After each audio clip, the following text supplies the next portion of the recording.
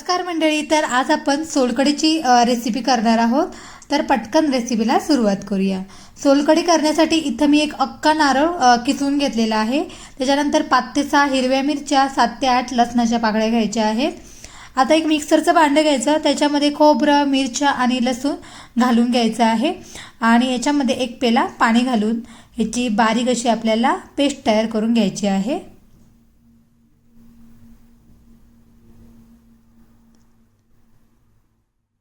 तर इथं पेस्ट तयार करून झालेली आहे, बघू शकता। आता काय करायचं, एक भांडं घ्यायचं आणि त्याच्यावर चाळण ठेवून ह्याच्यातलं नारळाचं दूध जे आहे ते आपल्याला बाजूला करून घ्यायचं आहे। व्यवस्थित हलक्या हाताने ह्याच्यातला चोथा जो आहे तो आपल्याला काढून घ्यायचा आहे।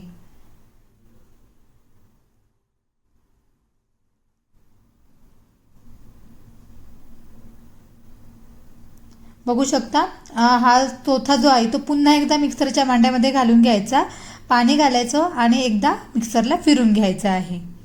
म्हणजे कसं राहिलेलं जे दूध असेल ना नारळाचं ते सुद्धा सगळं निघून येईल। आता त्याच पद्धतीने पुन्हा एकदा गाळून घ्यायचं आहे आपल्याला आणि ह्याच्यातला सगळा चोथा जो आहे तो साईडला करून घ्यायचा आहे।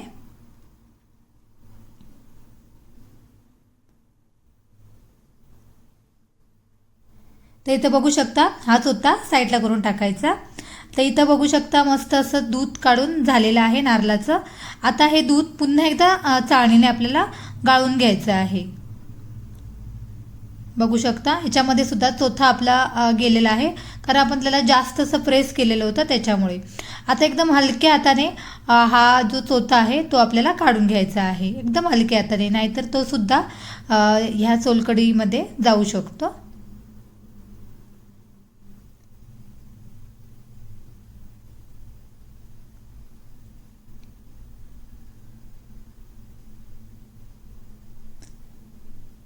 तर इथे बघू शकता मस्त असं आपलं हे दूध झालेलं आहे तयार। आता काय करायचं, ह्याच्यामध्ये तुम्हाला जेवढी सोलकढी लागेल तेवढं ह्याच्यामध्ये पाणी ॲड करायचं आहे। तर इथं मी थंड 1 तांब्याभर पाणी ॲड केलेलं आहे पहिल्यांदा। त्याच्यानंतर इथं मी कोकमचा रस घेतलेला आहे, तो इथं मी घालून घेणार आहे 4 चमचे। तुमच्याकडे कोकमचा रस कसा असेल त्याच्यानुसार कोकमाच्या रसाचं प्रमाण जे आहे ते कमी जास्त होऊ शकतं। माझ्याकडे जो रस आहे तो थोडासा जाड आहे, त्याच्यामुळे मी फक्त पहिल्यांदा 4 चमचे घातलेला आहे। त्याच्यानंतर चवीनुसार मीठ घालून घ्यायचं आहे, 1 पाव चमचा इथं मी काळं मीठ घातलेलं आहे। आता हे सगळं मिश्रण व्यवस्थित चमच्याने मिक्स करून घ्यायचं आहे।